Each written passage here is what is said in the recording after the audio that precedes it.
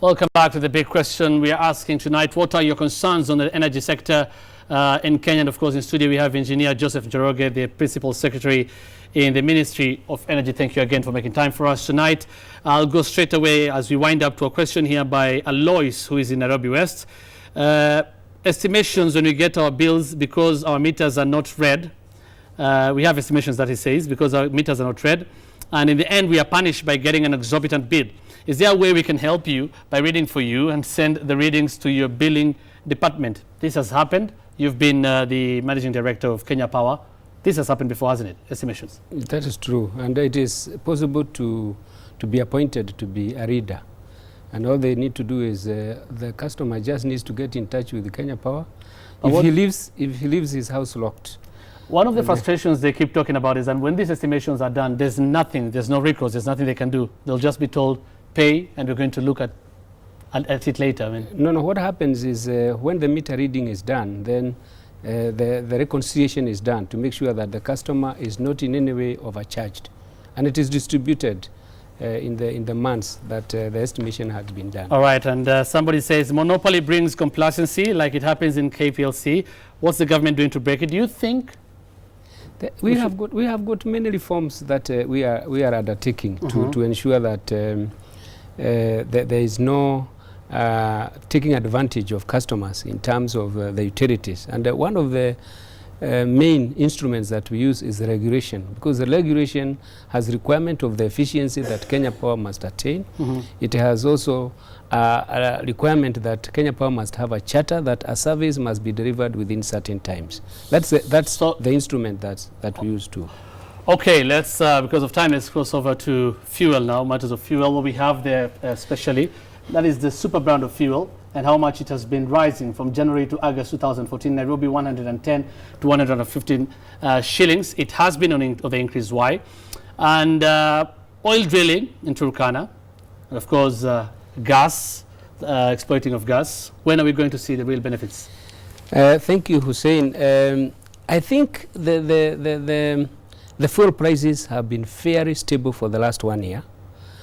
When I do a comparison on the stability of the fuel prices with respect to the earlier years, I have no doubt. And if you look at this table, you will see that the change in 8 months is just about 5 shillings, for example, in Nairobi. And there are two drivers of this change. One is the international market prices, which of course you know is controlled by OPEC, and there is very little you can do about those prices.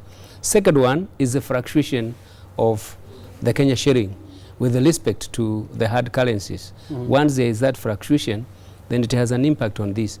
If you check, for example, in January, and you try to find out what the exchange rate was for Kenya shilling, and then in August what it was, you will definitely see that that has a slight contribution to that. Right. I wish we had more time. Finally, again, like I asked about the drilling of oil in Turkana, exploitation of gas, the exploits we have. When are Kenyans going to see a lot of Hussein? Just this week, last week we got returns of the report of the feasibility study for the preliminary engineering design, which is supposed to be for a pipeline all the way from Uganda to Ramu. That is Homa, Rokcha, Ramu. And that pipeline is supposed to be on stream by the end of 2017, and once we get that pipeline in place, we should be able to start seeing monetization of the crude. At the moment, as you know, we have just about 600 million barrels of oil, which itself is enough to justify the investment of a pipeline.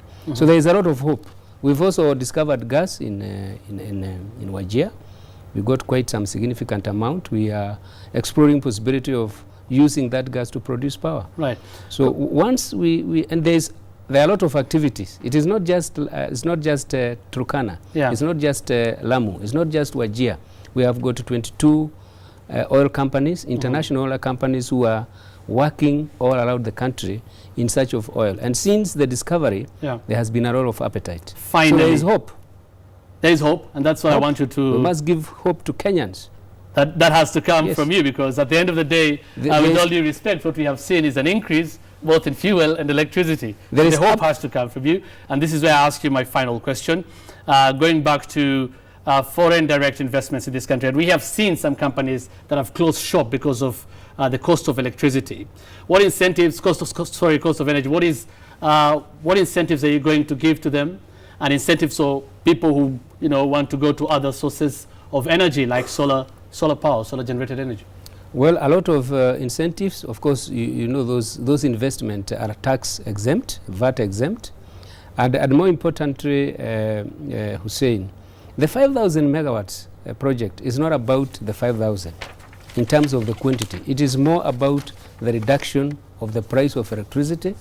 We anticipate that we should be able to reduce the price of electricity by about 40%. By when? That is by the end of 2016. That is when the 40 months will be lapsing. Right. And that will come about because of the displacement of the thermal fueled power plants using renewables like geothermal, wind, solar, as you put it. And I think we need to give hope to Kenyans. There is a lot of work happening in the background. It is not being seen. Well, I hope think to see. one good friend, one stakeholder told us that we are doing so much, and yet we've got we've lit a candle and we put it under the table. So we need to put it on top of the table. Exactly. When Kenya this is one way of doing it. When Kenya see the results, and thank you again, this is one of our definitely the results will be very fast. In the very near future, will be seen. We'll be holding you to that. Actually, you told me by the end of this year we should expect some reduction. Oh yes, definitely. Okay, we'll be holding you to that. I'll be back here. You'll be back here. Thank you so much, Engineer Joseporoge is the Principal Secretary, Ministry of Energy. Let's look at some of your feedback as I invite Janet to join me in what she calls her studio. At Baru Gidinji says, how soon will the promises of low energy cost translate into a reality? At Kiwoi says, can there be legislations to protect and compensate consumers against the effects of erratic price fluctuations and disruptions? At Gitonga, what plans are in place to ensure the common Mwananchi is cushioned against high cost of fuel? At Crucial Hunter says, please explain to me how KPLC manages to bill electricity consumption without reading the meter. A lot of people have asked that question. And at Chris Kirwa, SS Mombasa generates solar power enough to supply the national grid. Why can't we invest in that by zero rating it? If engineer can just respond to one or two of those.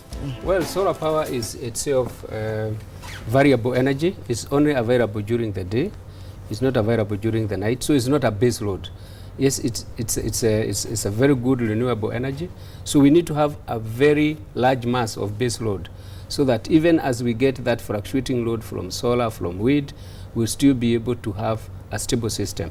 So we have put on stream in the 40 months plans to do about 3,000 megawatts of base load. And once we have that 3,000 megawatts in terms of coal, in terms of LNG, and then geothermal of about 1,600 megawatts.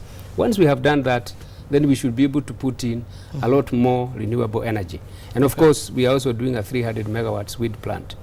So we've got good plans, and these plans have timelines, and these timelines are very are observed on a day-to-day basis to make sure that we don't fall short of the timelines. Right. Engineer, we will, again, like I said, hold you to that. And like you said, you promised to come back.